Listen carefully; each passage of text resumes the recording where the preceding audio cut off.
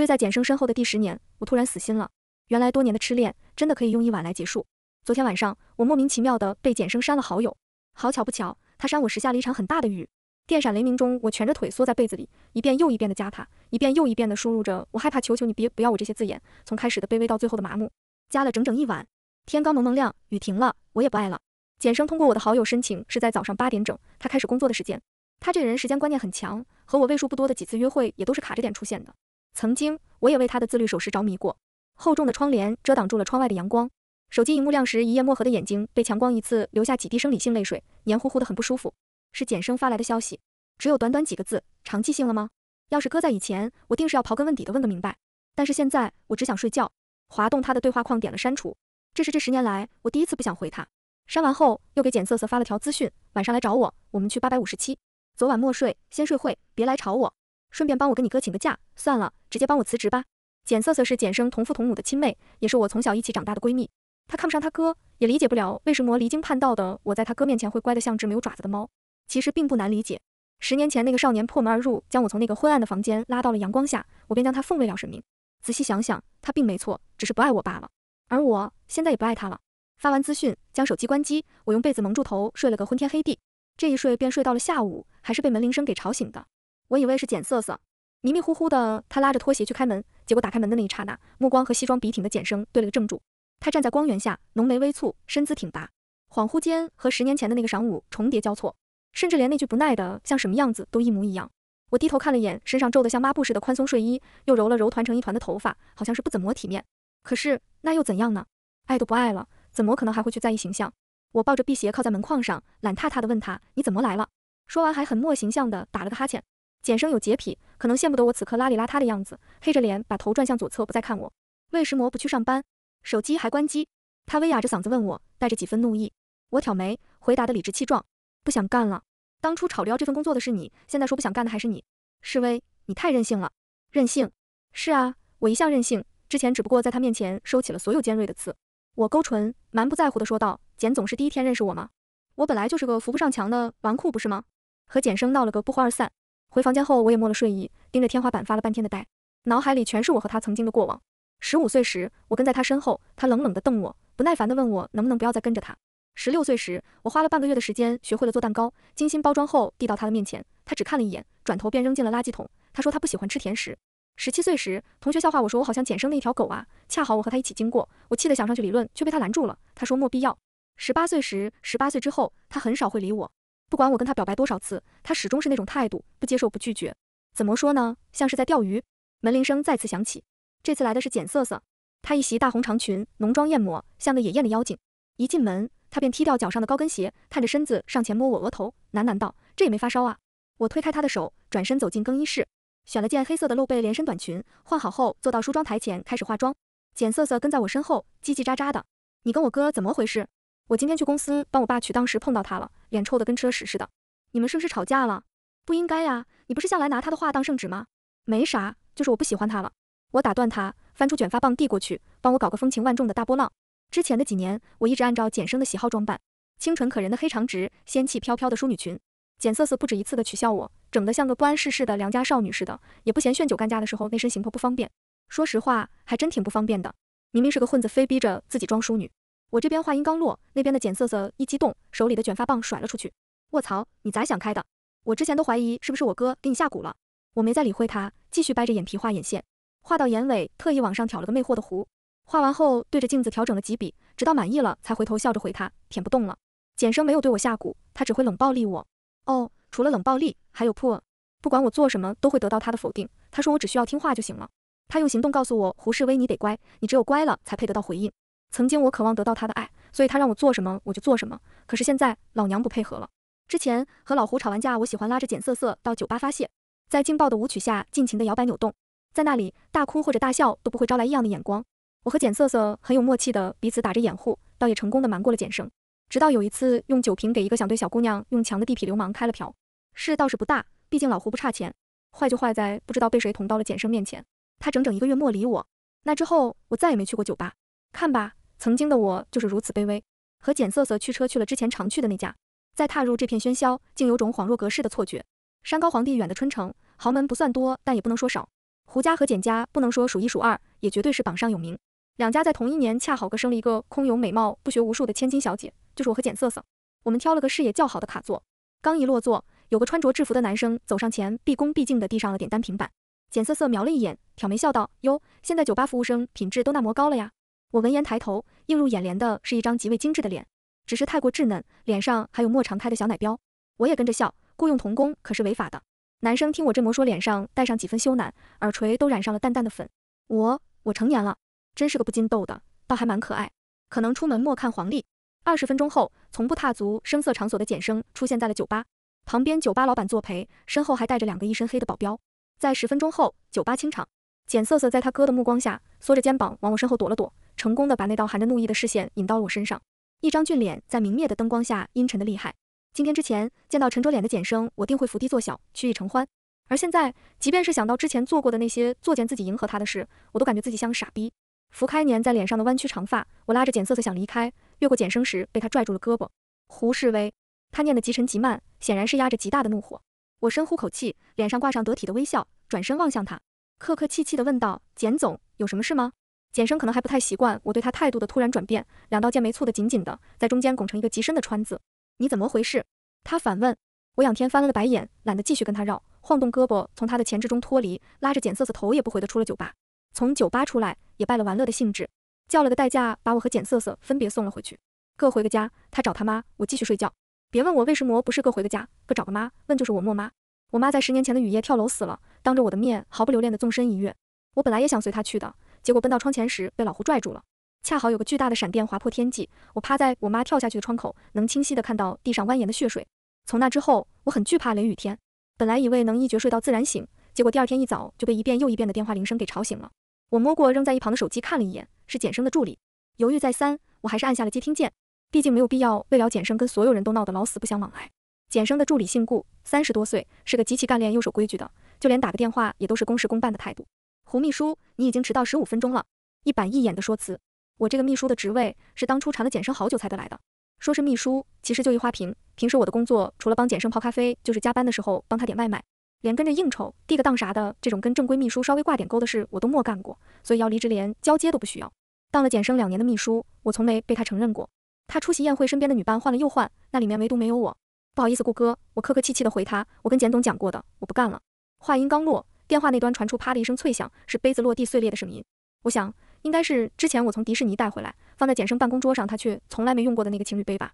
摔了就摔了吧，已经无所谓了。睡过一觉，头发的卷有些散开，对着镜子梳了半天，我决定去理发店烫一下，顺便再染个色。简单的收拾了一下，拎上包包就出了门。春城是个很美的城市，四季如春，鲜花遍地。哪怕在烈日炎炎的7月，拂面的风也带着丝丝凉意。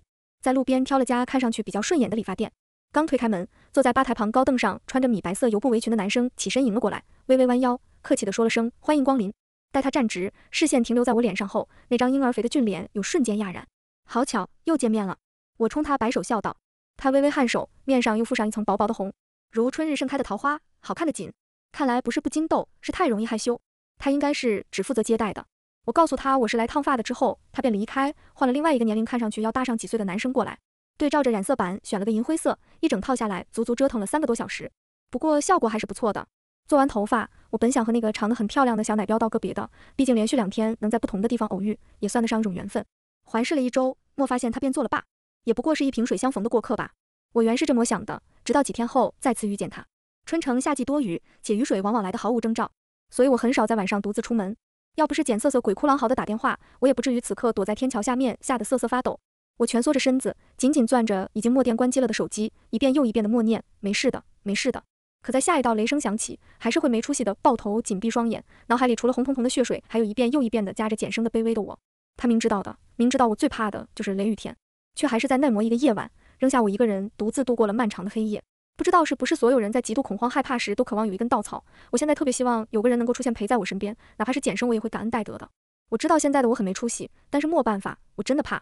可能上天听到了我的祈祷，真派了一个人来陪我，只不过那个人不是简生。他拎着大包小包的行李，穿过雨帘，一步一步地走到我的身边，浑身湿漉漉的，要多狼狈有多狼狈。该怎么形容呢？像条丧家之犬。我缓缓地放下抱着头的手，轻声问他：你也没有家了吗？他愣住，过了好久才从喉间吐出一个嗯字。我拍拍身边的位置，示意他坐。他倒也乖巧。虽是8月盛夏，他身上的湿意还是激得我打了个哆嗦。他应该也察觉到了，抿着唇，默默地挪开了一段距离。身边有个能跟我说话的大活人，倒没刚才那磨怕了。你叫什么名字啊？我歪着头问他。他依旧拘谨，头垂得很低，吐字倒是清楚。当归。他叫当归，我叫胡世威。世威是威，胡不归。看，名字都这么有缘。你的爸爸妈妈也不要你了吗？我继续问道。他头垂得更低了，声音也带上了几分沙哑。我不知道，我从小在孤儿院长大，可能是气氛渲染，也可能是我太想有个家。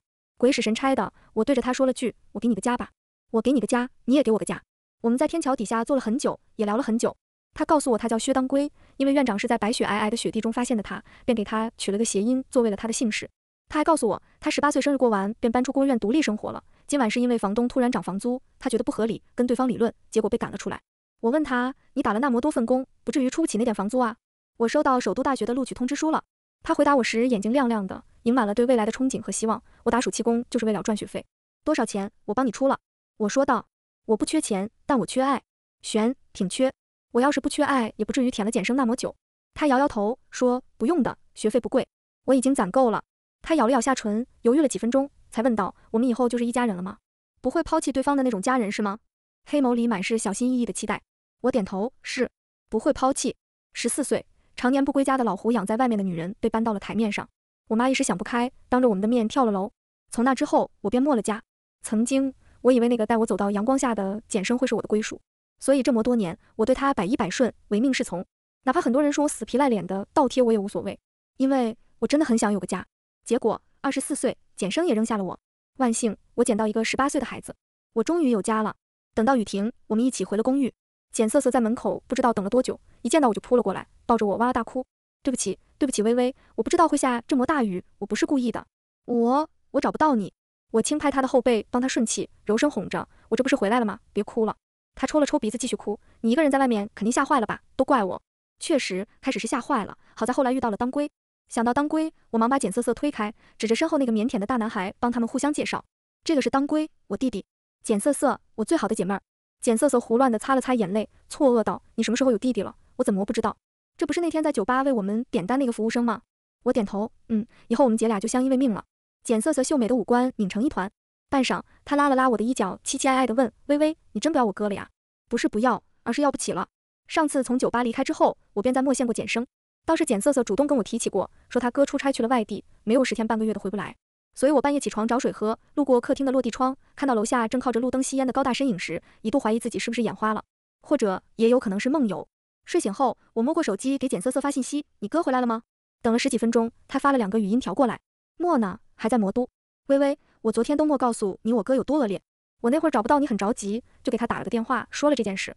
结果他只回了我一个就把我电话掐了。真是的，什么人啊？看来昨晚确实是我看错了。也是，工作狂简生怎么可能为了我丢下工作赶回来呢？更别说在我家楼下守着了。我嗤笑一声，为自己做了个异想天开的梦感到羞愧。洗漱完走到客厅，一眼就看到了摆在桌上的早餐，简简单单的小米粥配了2个清淡的小菜。餐桌的正中央摆放着插好的百合花，上面还有凝结的露珠。冷冰冰的公寓第一次有了烟火气。抽出压在菜盘下面的纸条，上面的字迹工整干净。姐姐，我去打工了，要是桌上的粥凉了就别喝了，锅里还有温的，你自己盛一下。碗放在碗槽里就好，我晚上回来刷。还真是贴心又懂事。小菜很可口，小米粥也煮得软软糯糯的。我喝完又去锅了盛了一碗。喝完后很自觉地把碗筷放进了洗碗槽，放些水浸泡着。当然我没刷，不是因为懒，是因为我不会。一个合格的纨绔，最基本的条件就是挥金如土。一个优秀的姐姐，最基本的条件就是宠爱弟弟。泡好碗后，我决定出去拜个家，给当归多置办几身像样的行头。老胡虽然是个不称职的爹，但钱这一方面倒真没亏着我。毕竟家大业大的，要是亲闺女过得像个难民，他应该也会觉得丢人吧。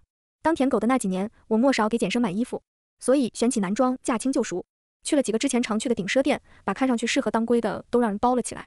2个多小时后，我刚把大包小包的战利品塞进揽胜后备箱，手机就收到一条转账资讯，简生往我卡里转了50万。我翻出他的号码，给他发了一排的问号。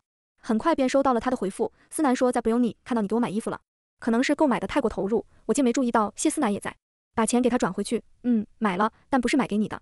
简生没再回我，我也并不在意。想到当归还没手机，又折返去了华为的专卖店，给他买了一块最新款的手机。理发店中午不休息，买给当归的东西直到晚上才有机会给他。我催着他去换衣服，他又一次红了脸，手绞着上衣下摆，看上去有些局促。姐姐，你别给我买东西了，我够用的。我弹了一下他光洁的脑门，笑道：“我这叫投资，要孩的。你以后可要赚很多很多的钱养我。”他弯了眉眼，褐色的眸子里仿佛有星星在闪烁。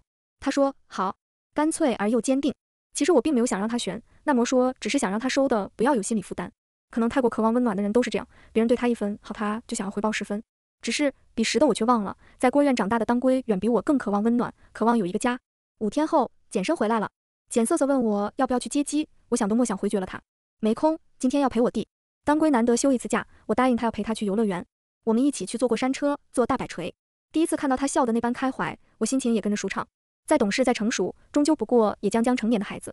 在摩天轮的最高点，他远眺着远处的山川河脉，道：“姐姐，我以后一定会赚很多钱，给你一个人人艳羡的家。”一番话说的颇有看，这是朕为你打下的江山的气势。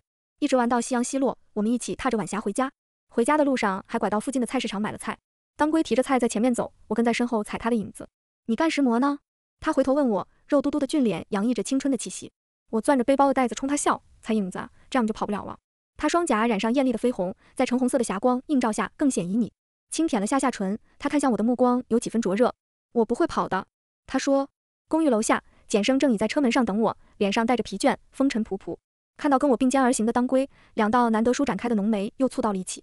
他站直身子，用下巴对着当归点了下，问道：“不介绍一下吗？”“介绍就介绍。”我亲昵地拉过当归，我弟弟薛当归，简瑟瑟的哥哥。可能对我给他的介绍不是很满意，简生深邃俊朗的脸上蒙上一层晕色。“你什么时候有弟弟了？我怎么不知道？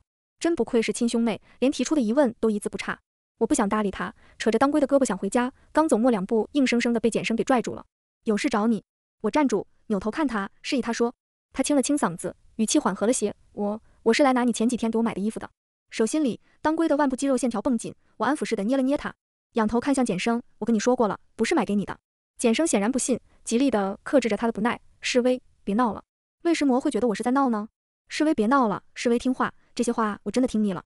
我直视着他的眼睛，一字一顿说的极其认真：“我不喜欢你了。”简生待了很久才离开，从楼上看下去，高大的身影萧瑟落寞。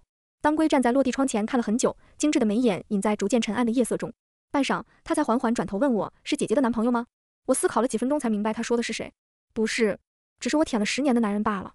后面的话我莫说出口，舔了10年连个身份都莫舔上，说实话挺丢人的。当晚，我收到了来自许久不联系的亲爹老胡的问候。他倒是半点都不啰嗦，上来就问我哪里冒出来的弟弟。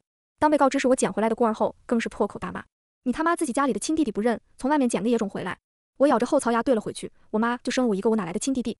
还有，当归不是野种，他是我的家人。”在老胡的叫骂声中，我挂断了电话。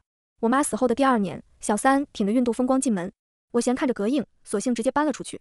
反正老胡名下房子多的是，就是我妈死得很不值，平白给别人腾了位置，多傻呀！不用工作，在家当个废物的日子过得太无聊，我便央着当归带我上班，结果被他毫不考虑地拒绝了。我问他为什么，他俊俏的小脸板着，严肃道：“姐姐长得太漂亮了，会被别人惦记的。”这彩虹屁吹的，真是让我芳心大悦。当天晚上，我接到了谢思南的电话：“诗薇，阿生喝多了，你能来接他一下吗？”我刚要拒绝，就听他继续说：“我们现在在蓝海听风阁。”蓝海正是当归打工的酒吧名字。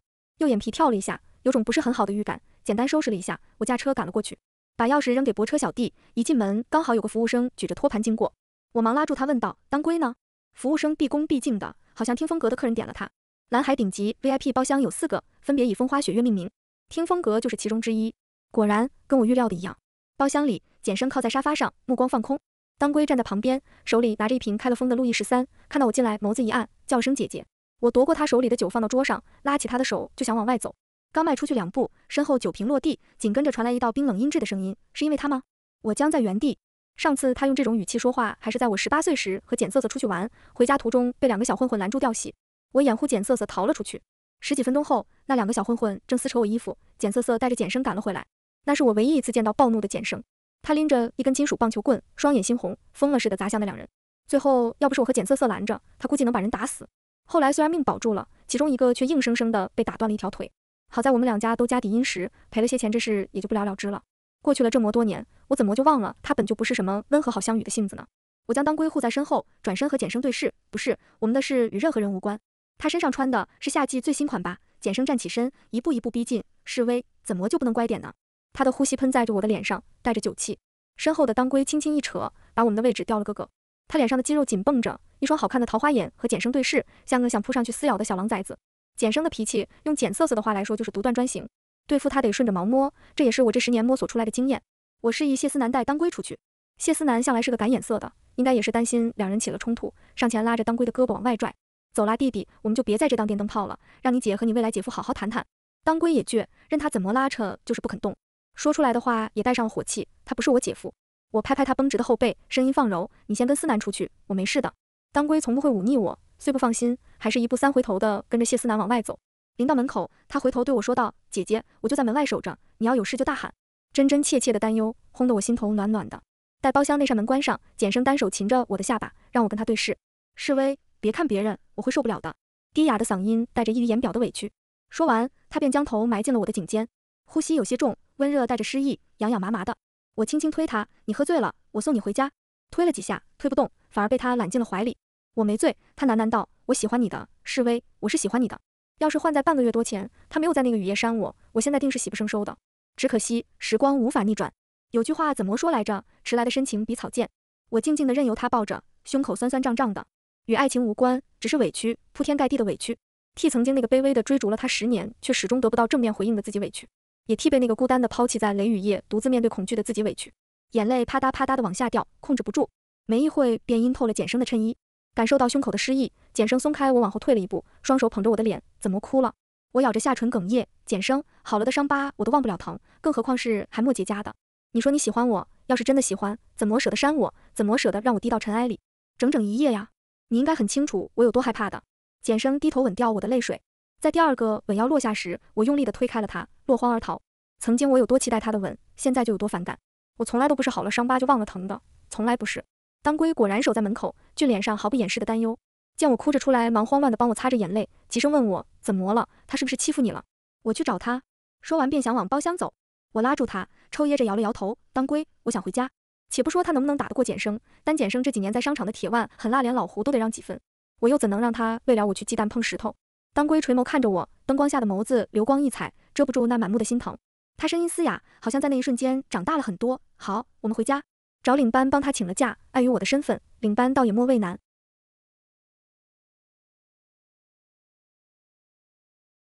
回家路上，当归一直侧头看着路边的街景，暖黄色的路灯将他眼尾那抹晕开的红映照得格外清晰。我拍了拍他垂在身侧紧握的拳头，囔着鼻子哄他，我没事的。他保持着原来的姿势，只是说出来的话带上哭腔，我以后一定可以保护你的，姐姐你等我。还真是个孩子啊，丝毫学不会隐藏自己的情绪。我点头应好，我等你。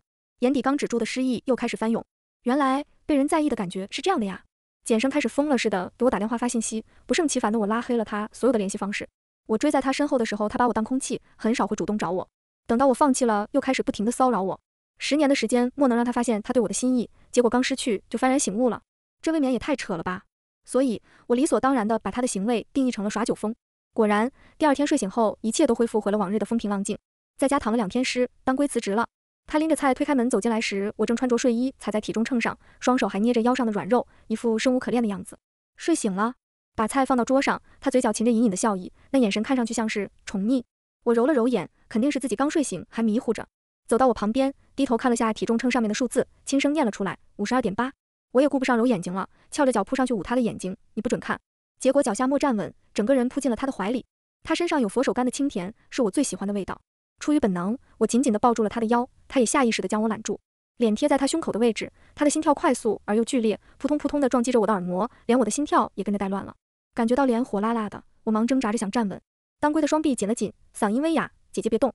我像是被人按下了开关的玩偶，立马停止了挣扎，缩在他怀里任由他抱着。觉得气氛又太过暧昧，便开口问道，你怎么这个点就回来了？现在不过才中午11点左右，按道理他应该在理发店上班。几分钟后，他缓缓地放开我，我辞职了。姐姐，我们去旅游吧。旅游好啊，旅游就可以不用再吃他做的饭了。能想象吗？短短不到1个月的时间，我竟然胖了10几斤，整整10几斤，那得是多大一坨肉啊！没办法，小崽子做饭真的太好吃了。春城是座国内知名的旅游城市，每天都会接纳数以万计的游客。简家就是做旅游业发的家，后来拓展到了酒店、餐饮、建筑建设等行业。不过旅游嘛，就是从自己住腻了的城市到别人住腻了的城市。春城没有海，春城所在的滇省也没有海。当归说他想去看看真正的碧海蓝天，于是我们把目的地定在了名气不输春城的另一海滨旅游城市鹿城。说走就走，当天下午我们开始做攻略、收拾行李，准备订机票时，当归拦住了我，姐姐，我来。脸红彤彤的，却异常坚定。男人的尊严和面子嘛，我懂。把身份证递给他，看着他坐在一旁操作，小肉脸刻意绷成很严肃的样子，嘴角的笑意却是压都压不住。哎，幼稚鬼！为了旅游，我第二天特意起了个大早，换了身波西米亚风的碎花长裙，用同色系发带松松散散的将头发束了起来。当归也是一身休闲装，倒是和我的穿搭很相配。我捏住他的小奶标轻扯，我弟还真帅呢。他又一次红了脸，低下头微笑着道：“姐姐也很漂亮。”鸦羽般的睫毛垂下，盖住了眼里的光。这动不动就脸红的毛病，聊得我心里痒痒的。哎，这魔容易害羞，真的好想欺负他呀。收拾妥当，拎着行李出门，却在门口遇到了简生。他沉着脸，眼下还挂着2个明显的黑眼圈，整个人看上去很是暴躁。要去哪？他问道。可能是吸烟吸多了，嗓子沙哑的能听到颗粒摩擦。我皱眉看他，旅游。简生直勾勾地看着我，忽然勾唇笑了，只是那笑意并未达眼底。施威，我警告过你的，听话点不好吗？听话，我倒是也听话过10年，又换回来了什么呢？被无数人在背后戳着脊梁骨说倒贴，在最怕的雷雨夜被扔下。当归插进我和简生中间，抬臂揽住我的肩膀，带我离开。走出一段距离之后，我回首看去，简生仍站在原地，看向当归的双眸满是狠绝，下意识地打了个寒战。姐姐，你冷吗？当归低下头，柔声问我。我摇头，不是冷，而是怕。10几分钟后，去往机场的路上，我收到了一条来自陌生号码的短信，别逼我对付他。可能是脸色不好看，一旁的简生探过身，抽出一张纸巾，帮我擦掉额头的薄汗。怎么了？手忙脚乱地熄灭手机荧幕，我努力扯起嘴角，没事，可能是昨晚没睡好。路程的夏天很热，热到蒸发了当归初见碧海蓝天的兴奋。在路程待了2天，实在受不了高温的我们，转站去了西海。可能鞭长莫及，简生一直没时魔行动，倒是简瑟瑟给我打过几次电话。他跟我说，那个孩子来历不明的你就这么领回家。微微，你别被骗了。骗？我有什么值得他骗的？钱吗？要是真是为了钱，那我随他骗好了。只要他能给我一个家，哪怕他的关心和在意都是装出来的，我无所谓的，只要能有一个家。西海和路程的天气是2个极端，一个酷夏，一个严寒。裹着新买的棉衣，我们跑去租了个车，来西海旅游，自驾是灵魂。我问当归，你会开车吗？他摇摇头，有些羞赧。没事，我教你。当归脑子灵活，学东西很快。我们从西平郡出发，沿着环线一路行驶，到达布须淖尔时，下了一场大雪，把车停在路旁。当归拉着我跑下去堆雪人，堆到一半，他的头顶便被雪花覆上了一层白。我想帮他扶去，被他歪头躲过了。一张俊脸缩在围巾里，看不清神情，倒是裸露在外的那双桃花眼亮晶晶的。隔着围巾，他的声音听上去也瓮声瓮气的。姐姐，网上说一起淋过雪，便能共白首。看着他眼里的光，心像被针扎了一下，瑟瑟缩缩的疼。我也希望等到我们垂垂老矣，他能拖家带口的来看我，再笑着唤我一声姐姐。可是没可能了，走走停停，1个星期就能走完的大环线，我们生生走了10多天。回到春城已是8月底，我联系了简瑟瑟，让他帮我约了简生。简生这次没有卡着点出现，我到咖啡厅时他已经早早的等在了那里。他一身手工定制的银灰色西装，金贵清冷，可能是看当归看得久了，现在在面对这张曾经让我痴迷的脸，竟觉得挺一般。喝点什么？他问。不用了，我不欲与他过多寒暄，我就是想告诉你，我弟马上开学了，过2天他会离开春城去京都，以后我不会再和他联系了。简生嘬了一口咖啡，神色莫名。他又问，然后呢？我攥紧了膝盖处裙子的布料，低垂着头，不让他看到我已经红了的眼眶。别动他，他还只是个孩子。示威，他唤我名字，带着几分缱绻。我以为你知道，我不喜欢你身边出现任何除了我以外的异性。上次扇你，我以为你会常记性。我猛地抬头，咬着牙怒视着他，我没想到他竟然会主动提扇我的事。简生，你怎么有脸提？简生眸子闪了闪，要不是你，他应该是想指责我来着。话说到一半，看到我眼里夹着的泪花后，偃旗息鼓，生生的变了语气，对不起。对不起有用吗？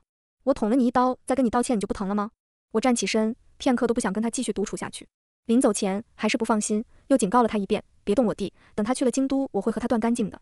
和当归相识不过月余，我莫想过我竟然会这般依赖他。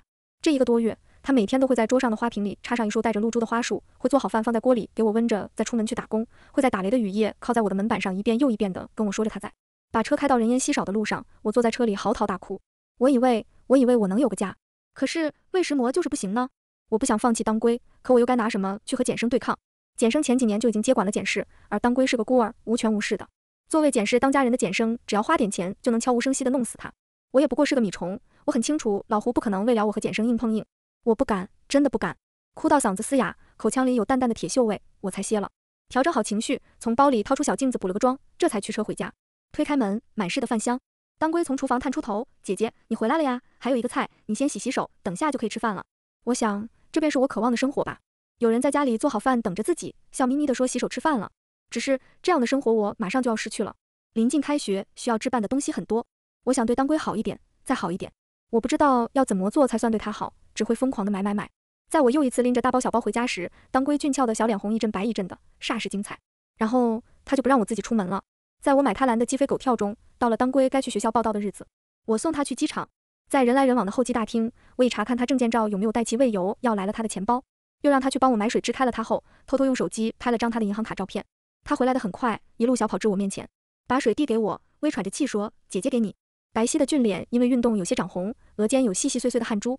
跑什么呀？你看你满头汗的。我责备道。他挠了挠头，娇憨的笑，怕你渴。握着瓶身的手不自觉地用力，塑胶瓶子被捏得沙沙作响，眼眶酸胀，一滴眼泪不受控制地落了下来，紧接着又一滴滑落，一滴、2滴、3滴，像断了线的珠子。当归手忙脚乱地帮我擦着，却是越擦越多。你别哭啊姐，他我了半天，默我出啥内容，温润好听的声音也带上哽咽。我拉着他的衣角，抽噎着，说出来的话断断续续的。我舍不得你。他放软了嗓子，低声哄我一放假就回来，别哭了好不好？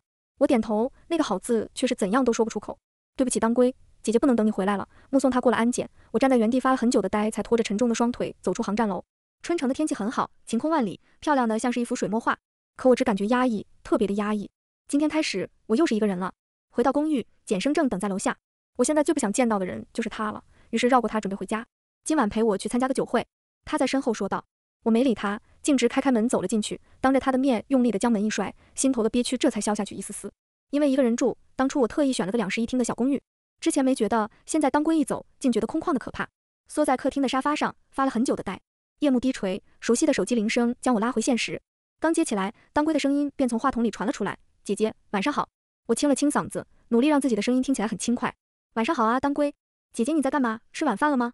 我刚收拾完东西，明天要开始军训了。我听他絮絮叨叨地跟我汇报他到学校都做了些什么，又准备要做什么，偶尔回应他2句。时间流逝，忽然就想到了一个词：岁月静好。要不是后来门铃声响起，我甚至都觉得和当归的这通电话能打到天荒地老。门外，简生一身正装，身后还带了2个拎着箱子的造型师。最终，我还是跟着简生来到了觥筹交错的酒会。因为他跟我说了一句话，他说不要以为他去了京都我就对付不了他了。他很清楚，那个18岁的腼腆少年已经成了我的软肋。这是这么多年他第一次带我出席这种场合。强撑着笑脸，我站在简生身旁，听他跟别人寒暄，也麻木地接受了他给我的新身份——女朋友。一场晚宴应付得身心疲惫。回家路上，司机很懂事地升起了隔板，封闭的后座只有我和简生。他帮我把垂落下来的碎发别到耳后，说出来的话温柔缱绻，似情人节的呢喃。累了吧？是挺累的，陪他演戏演得累。简生，我们回不去了。放过。话说到一半，被他捏住双腮，被迫噤了声。他的脸越来越近，薄唇印在了我嘟住的唇上，干红的果香刺激着我的味蕾。我挣扎着推开他，抡圆胳膊，用力地甩了他一巴掌。你疯了吗？我咬着牙，声音颤抖。简生用中指指腹划过唇瓣，讥笑道：是疯了。胡世威，你说过你最喜欢我的不是吗？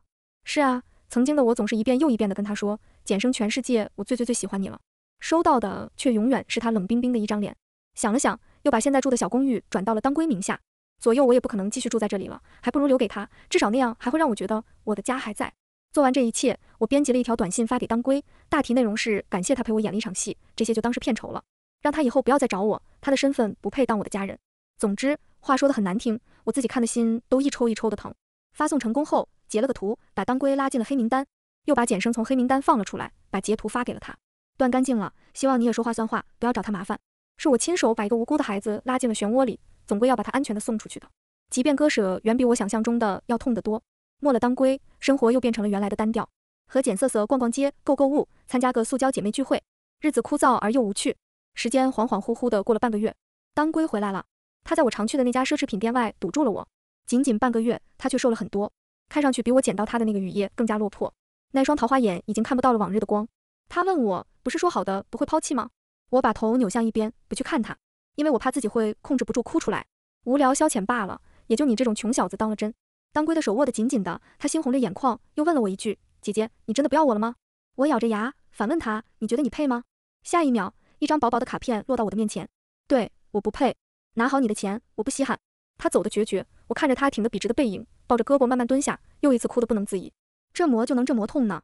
那之后，我再也没有见过当归。那个干净稚嫩、笑起来眼里有小星星的少年中士退出了我的生命。我进了老胡的公司，学着谈专案，看企划书，从臭名昭著的纨绔成了春城上流圈子最上进的二代。简瑟瑟问我这磨拼干嘛？我说不想再感受一次守护不住在意之人的绝望。生意场上，简生教会了我很多，他也确实信守承诺的没有找过当归麻烦。当归这个名字像是一阵风，吹过之后了无痕迹，没有人知道我有多思念他。我学会了做饭，在不加班的时候回去自己炒2个小菜，会在上班的路上买上一束带着露珠的鲜花带去办公室。简生笑我怎么突然文艺起来了。我说生活需要仪式感吗？生活需要仪式感，不知道当归每天把花插进花瓶时是不是也是这么想的。简生跟我提过很多次交往，都让我4两拨千斤的挡了回去。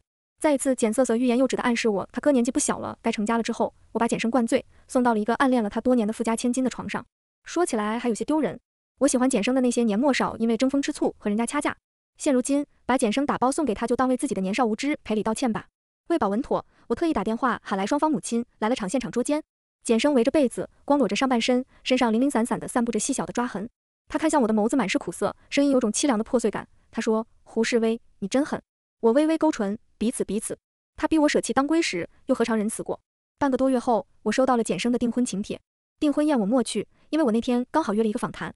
年轻的小记者举着话筒问我最想去的城市是哪里，我想都不想的说了京都。他又问我为什么想去京都？因为那里有我的弟弟，有我的家。原来我早在潜意识里认定了当归在哪家就在哪。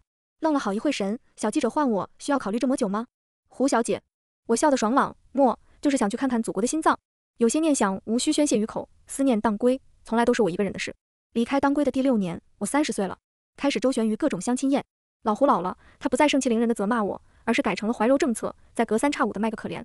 偏生我是个吃软不吃硬的，羡慕得他摇着头唉声叹气，索性遂了他的愿，开始乖乖的相亲。相亲属实是个无聊至极的事。我搅拌着咖啡，故作优雅地听对面某企业小开讲述他的择偶要求。一个胖乎乎的小团子晃晃悠悠地走过来，抱住了我的腿，仰着头奶声奶气地喊我妈妈。我故作惊讶地抱起他，铮铮，你怎么过来了？小团子流着口水，在我颊上印上一个响亮的吻，想你。可爱的小模样看得人心都化了。企业小开已经处于石化状态，我冲他歉然一笑，不好意思，我闺女可能吵着要找我，我朋友就给送过来了，你不会介意吧？对方的脸色肉眼可见的变得难看，有孩子了还来相什么亲？我耸肩，这不是想给孩子找便宜爹吗？第2天，因为找脱，我被老胡叫去顶层训斥了半天。回来时经过秘书办，几个小姑娘正趴在门框上探头探脑的，个个面色红润，精神亢奋。都在看什么呢？我冷着脸问。我的贴身秘书小玉红着脸挪到我身边，小胡总 ，HM 那边的负责人到了。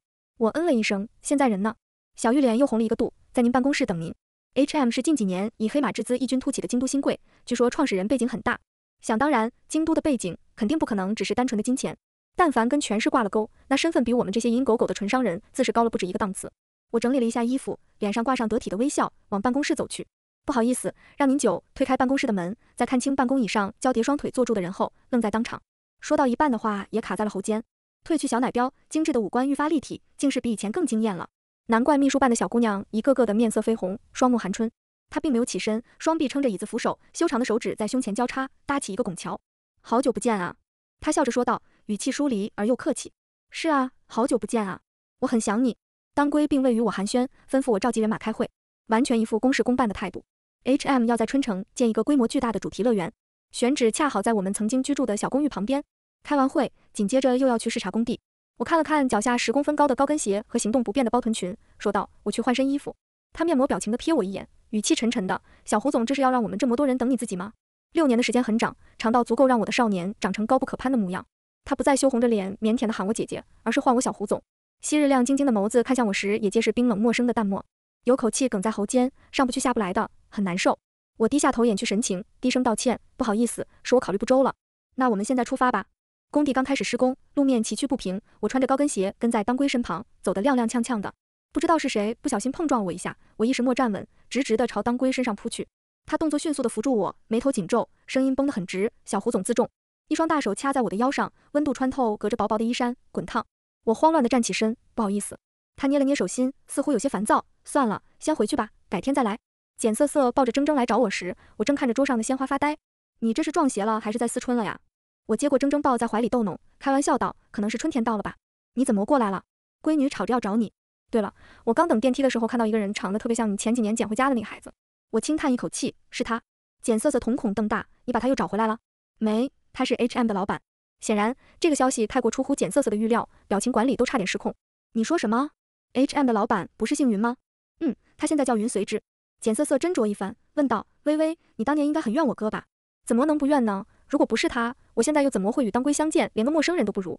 我微微笑着，逗弄着怀里的铮铮，没有回答。他还想再说些什么，包里的手机响了。接完电话，让我帮忙照顾一下铮铮，便火急火燎地走了。我轻轻挠着铮铮的小肚子，逗得他咯咯直乐，也跟着笑出声。铮铮今天陪钱妈工作好不好？铮铮太过复杂的字还说不来，只会奶声奶气地叫着妈妈妈妈。从简瑟瑟留下的妈妈包里翻出奶粉，帮铮铮冲好，刚塞到他的小手里，当归敲门进来了。看到抱着奶瓶喝得正欢的小人儿，呆滞片刻。我刚要解释，就听他说收拾收拾，等下去星光乐园。因为要建主题乐园，我们这段时间莫少去各个游乐园考察。改天可以吗？我要照顾宝宝。我底气不足地道。怪不得我怂，实在是当归那张扑克脸太让人打怵了。他还是冷冰冰的，没什么温度，带上一起。抱着孩子出公司，黑色的迈巴赫已经停在了正门口。当归降下驾驶座的车窗，探出头上车。我以为还会像之前一样，一群人呼啦啦的一起，没想到只有我们3个。看出了我的疑惑，他控制着方向盘跟我解释，工地有事，人都派过去了。说话时眼角的余光都没分给我一点。下车后，当归看了看我脚下踩着的高跟鞋，又看了看我怀里抱着的小团子，很绅士的主动把孩子抱了过去。星光是个儿童乐园，对铮铮而言简直是天堂。可能是在孤儿院长大的缘故，当归很会照顾孩子。那张在见面后就莫开过情的脸也终于柔软了些，很快就收获了铮铮全心全意的喜欢。穿着高跟鞋走不了太久的路，看两人相处融洽，我索性找了个长椅坐下，远远地看着两人玩。当归带着铮铮玩完铺满海洋球的儿童滑梯，又去做了旋转木马。阳光下，他低头哄着怀里的铮铮，嘴角挂着温柔的浅笑。我不自觉地看呆了，回过神已经是5、6分钟后，忙抬手拍了拍滚烫的脸颊，暗骂自己：胡世威，你在瞎想什么呢？你可大人家6岁。我很确定，刚才有那么一瞬间，我动心了。我把对当归的一念归咎到了季节上，在这阳光明媚、微风不燥的春天，对着一个高大俊美的男人起了春心，也算人之常情吧。是啊，当年那个稚嫩的孩子，在我未曾参与的这些年，已经长成了卓尔不凡的男人。从旋转木马下来，小丫头兴奋地扑腾着小手，我走过去想抱过她，让当归休息一下。没成想，她竟然一扭头抱住了当归的脖子，清脆地叫了声爸爸。我脸上的热浪轰地炸开。我以为从星光回来，我和当归的关系会有所缓和，结果是我想太多。他还是冷着一张脸，对我客客气气的。烦闷了2天，我约了简瑟瑟到酒吧一醉方休。简瑟瑟要带孩子，不能喝酒，所以最后喝醉的只有我一个，还是醉到断片的那种。第2天，在自己的粉色大床上醒来，我刚要发信息问下简瑟瑟我怎么回来的，就收到了他发过来的2段短视频，下面还跟着一行字：姐妹，你真勇。点开第1段，我举着酒杯叫嚣，给我把薛当归喊过来，快点，给我喊过来。第2段，我摇摇晃晃地戳着当归的胸口，你就是个弟弟，你知道吗？薛当归，你就是个弟弟，语气嚣张至极，用手捂住脸，我想死的心都有了。因为醉酒事件，我无颜面对当归，对他能躲就躲，躲不过就现场拉人作陪。几天下来，莫再和他独处过。清明假期，当归回了京都，我发现自己竟然很想他，特别的想。我想我怕是栽了，栽在了游乐场的阳光下，侧脸温柔的当归身上。假期最后一晚，下了一场特别大的雨，对他的思念达到了顶峰。室外雷声轰鸣，我已经不怕了，但还是忍不住回想起他靠在门板上说着我在的那段时光。第2天上班，当归没有回来，恍恍惚惚的过了一上午，下午接到了他助理的电话：小胡总，我们云总发烧了，但是我现在还在京都，赶不回去，你能帮忙去照顾一下他吗？他回来了吗？我问道。昨晚就回去了。我也是刚得知他发烧的消息，小胡总能麻烦您跑一趟吗？我把地址给您。20分钟后，我站在何当归曾经住过的小公寓门口，百感交集。没想到他会住在这里。按了几下门铃，没人开门。我试着输入那串烂熟于心的号码，竟然没换密码。他蜷缩在客厅的沙发上，嘴唇干涸起皮，脸色不正常的潮红。我喂他吃了退烧药，他可能是烧迷糊了，拽着我的衣服，可怜巴巴地嘟囔着：“姐姐别走。”我摸着他滚烫的额头，轻声哄他：“不走不走。”说着说着，眼泪掉了下来。我在厨房熬粥时，当归醒了，高大的身子靠在厨房门框上，阴沉沉地看着我：“你来干嘛？不是都不要我了吗？”我低着头，讷讷道：“要的。”可能因为生着病，他的声音听上去异常嘶哑。你再说一遍。要的要的要的，我说我要的。猛然抬起头，我冲他吼着，眼泪又开始吧嗒吧嗒地往下落。胡世威，这可是你说的，这次我不会再给你反悔的机会。咬牙说完，他伸手拉过我，把我圈进怀里，低头含住了我的唇。一吻毕，我趴在他怀里，手抵着他的胸膛，气喘吁吁地道：“我比你大很多。”他又在我唇瓣轻轻一啄，眼里是化不开的深情。我都准备好了当个便宜爹了，还会介意年龄吗？便宜爹？什么便宜爹？我不解。不是你说的吗？给孩子找个便宜爹。所以我相亲那个他在现场。我笑着逗他：“你想当便宜爹倒是可以，就怕人家亲爹不能同意。”腰上的手紧了紧，他的笑僵在脸上，一寸寸皲裂。是谁？艰难地吐出这2个字，我在他眼里看到了晃动的恐慌。怎么还能舍得继续欺负他？我点脚主动印上一个轻轻浅浅的吻，笑道：“铮铮是简瑟瑟的宝宝，他年龄太小，不会叫钱妈，只会喊妈妈。”听我说完，当归一张俊脸染上狂喜：“我们加把劲，争取明年接个娃娃亲。”